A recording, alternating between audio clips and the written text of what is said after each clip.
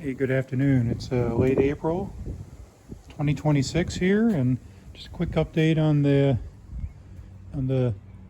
573100 with the 250 turbo inline six.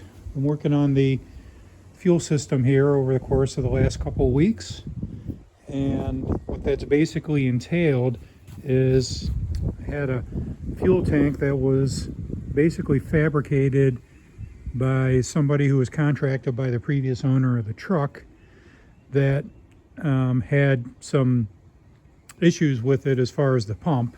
It didn't fit very well into the top of the tank, and the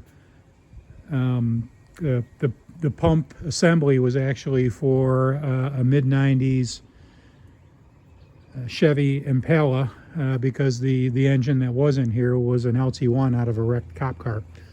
So I've been doing some modifications to it to accept the EFI that's going in here for the Turbo T250, and that's basically forced me to drill a new couple of holes in the top of this thing and then find out a way to get this tank to actually fit within the existing frame and not cause too much of a tear up with the other parts that had to go in here for the wood floor and so forth.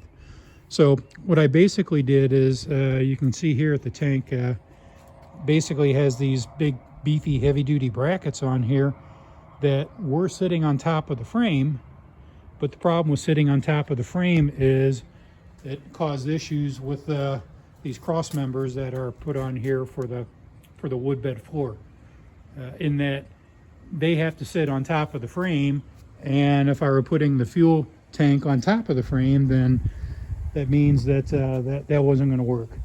So what I basically did was I came up with a way of mounting that to the underside of the frame rails here.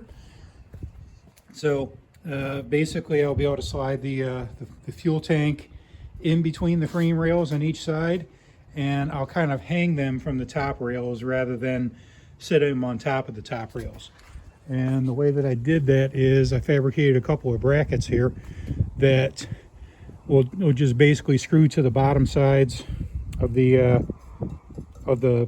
mounting brackets here that are welded to the sides of the tank, with a couple of M10 screws, just kind of hold them in place, and then welded a couple of nuts on the back side of this. So basically I can just run some 3/8 bolts in from the top, nice grade 8 ones for good tensile strength, and that will make the assembly of the tank pretty simple. So on the other side, I've got it installed here, and you can kind of see these two number 10 screws right here, and as we come up underneath, you can kind of see how it kind of bolts to the bottom of the tank here.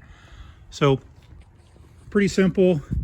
I think it's going to work out pretty well here. I've got 3 holes, one of them on the top of here. This is for the fuel sender. This one here is for the fuel pump assembly, and then this one's going to be for the fuel filler. So once I get it installed, I'll do a follow-up video probably in a day or two, and we'll see how that looks and came out. Thanks for looking, and check back soon.